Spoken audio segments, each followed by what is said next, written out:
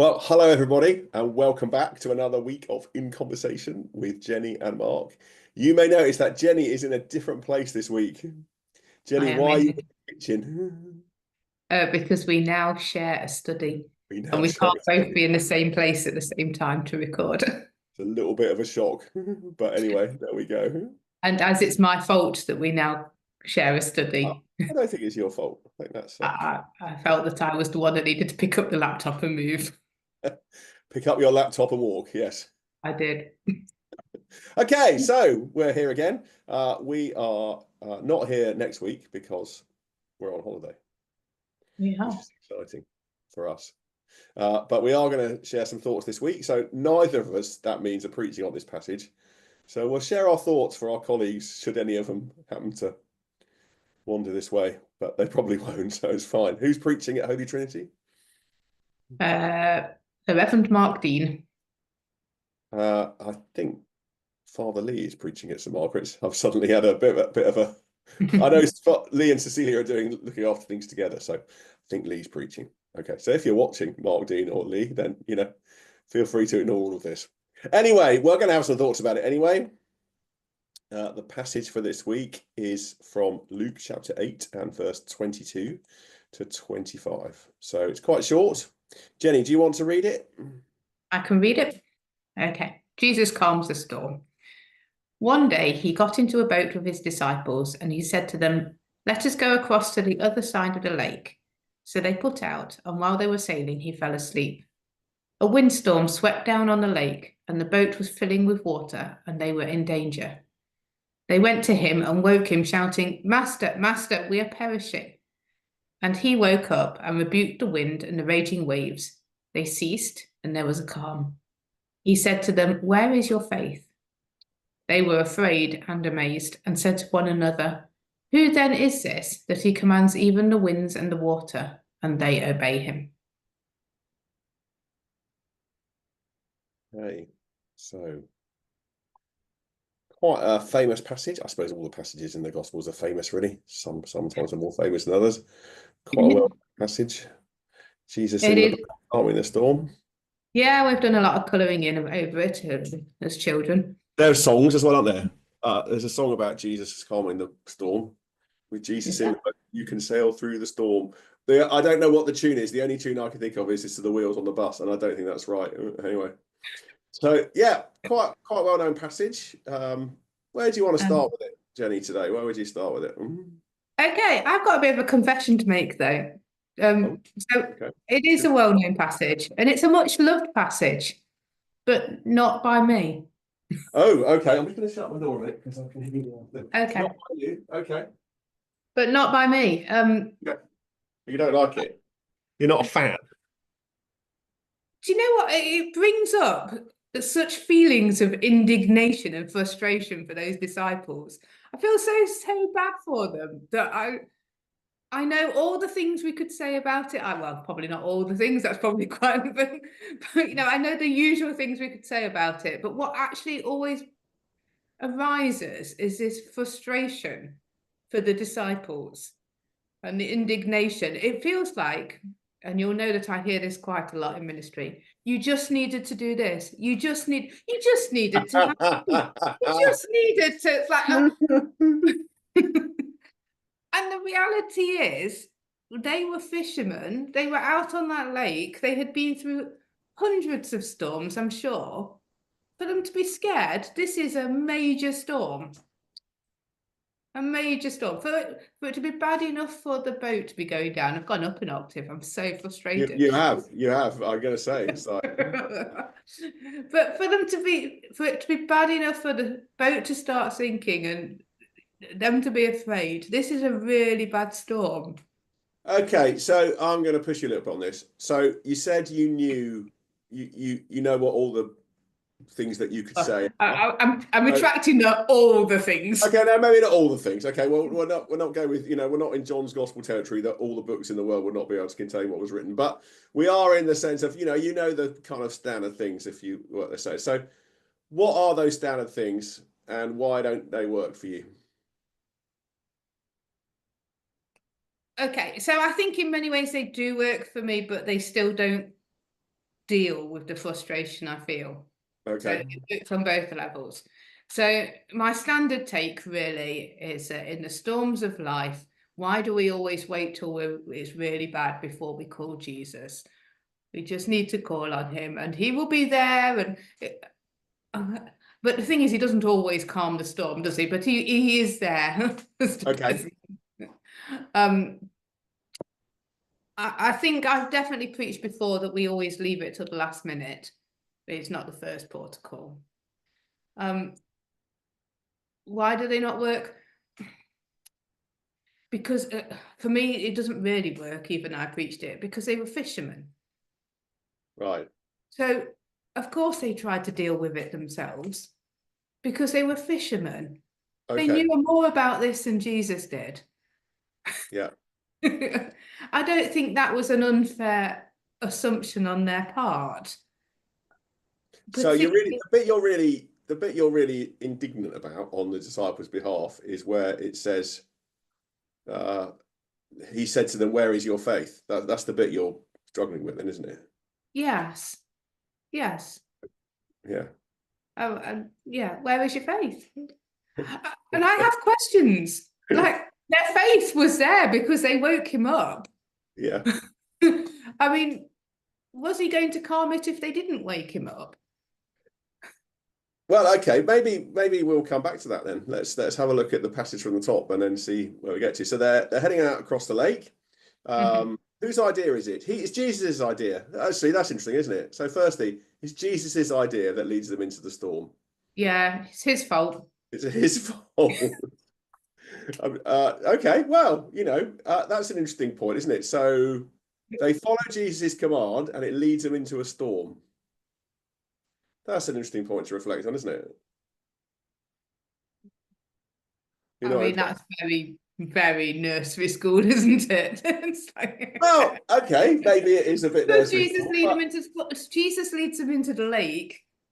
Does he create the storm? well, I don't know about that. He leads them. It's his idea to go across the lake. So they're following Jesus' command, and it leads them into a storm, which suggests to me that we can be following what God wants to do. It doesn't mean to say we're going to be free from all the storms of life. It's not a kind of everything will be lovely and smooth sailing all the way through if you just do what Jesus says, because they do what Jesus says, and they end up in a lot of mess. I think that's an interesting point. Is worthy of reflection, isn't it? Yeah, yeah, no, that's a good point. You don't look very impressed. That's No, for those of it's you who are all good watching this on points, and YouTube.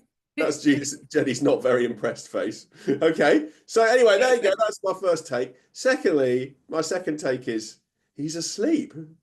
What is going on there? Why? I mean, obviously he's tired, and I'm not saying Jesus isn't allowed to go to sleep, but you know, there's a lot going on, and Jesus brackets God is asleep.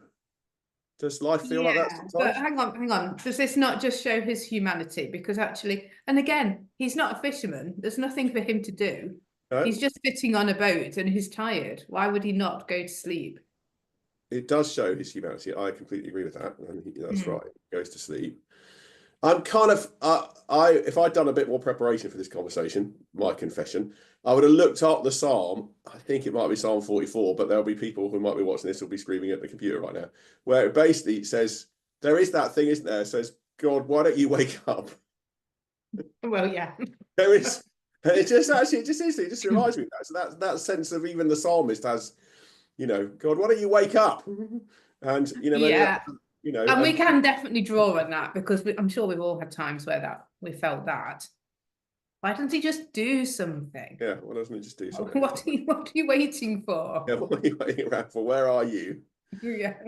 So, so in a way, it's got some interesting parallels into life, hasn't it? About Mhm. that it's not all going to be smooth sailing just because you're following what Jesus commands. Sometimes it might feel like God's gone to sleep. And I draw on the psalmist as well for my defense in that. If someone's thinking that I'm being really bad saying that, but sometimes it might feel like that. Uh, Um, I draw on my experience. and you draw, and How Jenny's it drawing on is. her own experience, so that's fine.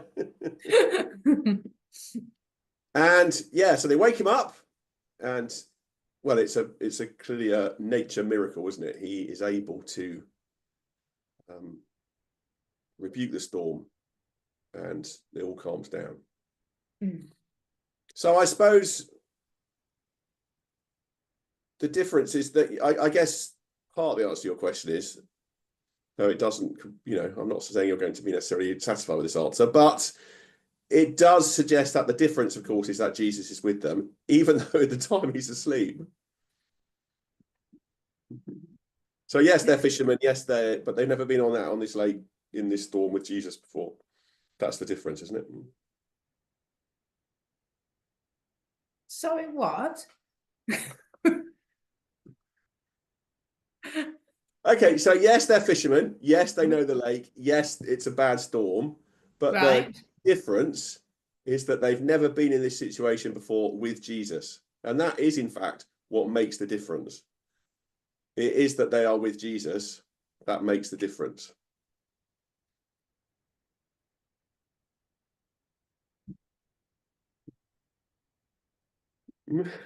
Clearly not convincing you here. Well, no, not really.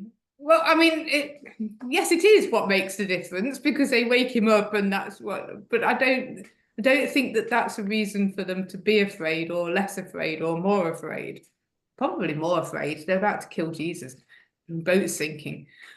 But it's like, we just moved the laptop. but in a way, I mean, yeah, okay, Jesus challenges them, but he doesn't. It's not like he casts them out into outer darkness, or doesn't save them, or actually. No, but I just think it's quite irritating. It is almost a rebuke, isn't it? Where is your faith? Well, the faith was there. They woke him up.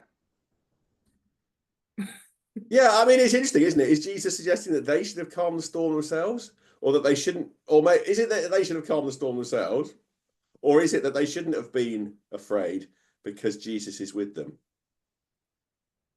So Jesus said, "You don't need to be afraid. I'm here. I've got this." But he'd only got it once they woke him up. Well, that's true. Yeah. So where does that take us then? So is that a prayer? Is that coming to God saying, "Okay, with the psalmist, wake up, we need you here," and God's going, "It's okay, it's all right. I've got it." Maybe. Or is it that they should have woken him before they got scared? I don't know. I don't really know.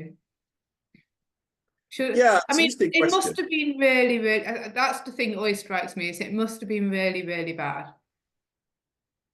Yeah. So perhaps And they should have moved.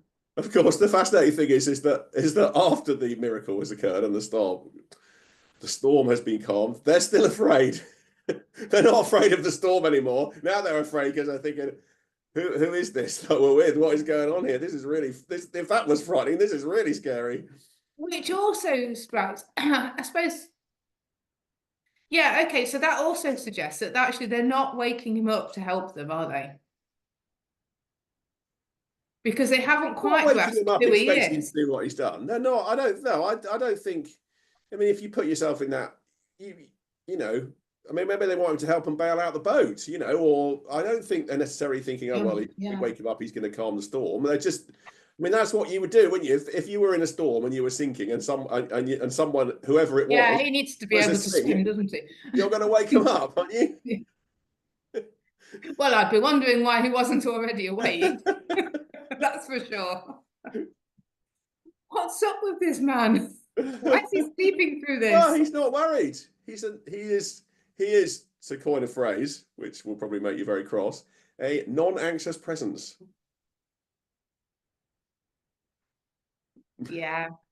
It's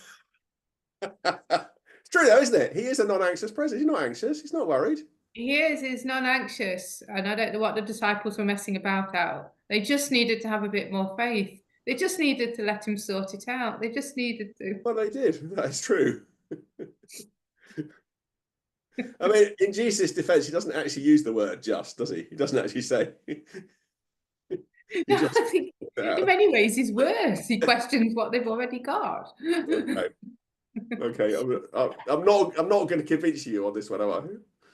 No, because I've had too many years of thinking about it, really. I've got like the creakiest chair ever. And the sun's moving. So yeah, just too many years of hearing it and just being more and more irritated by his rebuke of them. Okay, so The we years might have have gone to by. leave you in your irritation. But actually, I Yeah, think it's okay, the irritation. I think that it's okay to be irritated, isn't it? Because it's okay to have questions about this and to sort of feel that I for the think disciples, isn't it? it does reflect the questions I have generally in my faith as well. I mean, we've touched on them. It does sometimes feel as though it's last minute. It does sometimes feel as though he's asleep. Um, so I think it's a good reflection on the life of faith. Mm. Uh, but I But are don't. you allowed? But we also therefore have to allow ourselves to be challenged in that, don't we? As the disciples also allowed themselves to be challenged in it. Mm, I well, think. yeah.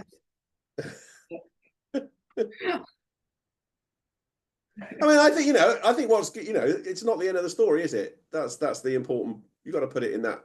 If you want to do that, you got to put it in the bigger context. Jesus doesn't give up with the disciples and say, "You useless lot, I'm going off to find another. I'm going off to find some disciples who get it."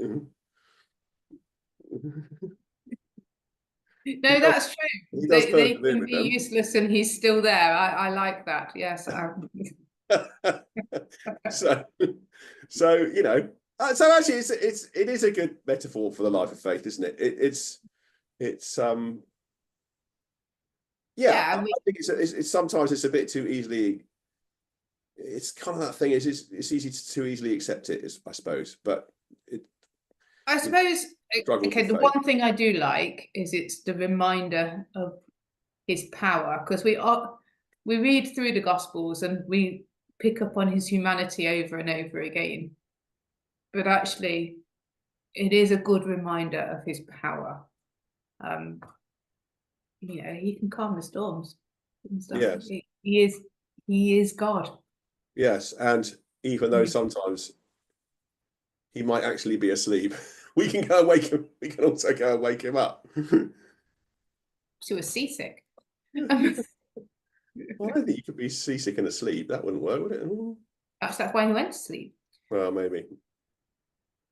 See, we've all done that.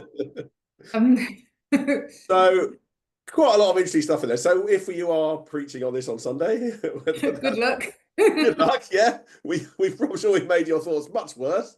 But anyway, yeah, it is a good metaphor for the life of faith. They follow Jesus. They still go into a storm. Sometimes it feels as if God's not there because actually he's asleep in the back of the boat. But actually, in being asleep is a non-anxious presence. And yes, we can feel a little bit indignant with the disciples about the criticism of them. But Jesus doesn't abandon them in it. I think that's quite a good message, isn't it? I think that's quite a good message. We could, if we We were should be preaching, preaching, shouldn't we? maybe we should. Maybe we won't go on holiday. Um, we'll preach it again when we get back. Okay, fair enough. Ignore the transfiguration. We'll just do this. You know what they said last week? We're here to do it again. Yeah. Well, that's good. Well, I hope that if you have been listening this far, you've enjoyed our meanderings. Good luck. We won't be here next week. No, we'll be in Barbados. We will be away. So, but we will be back in 2 weeks' time. So, thank you for joining. Take care. Bye bye.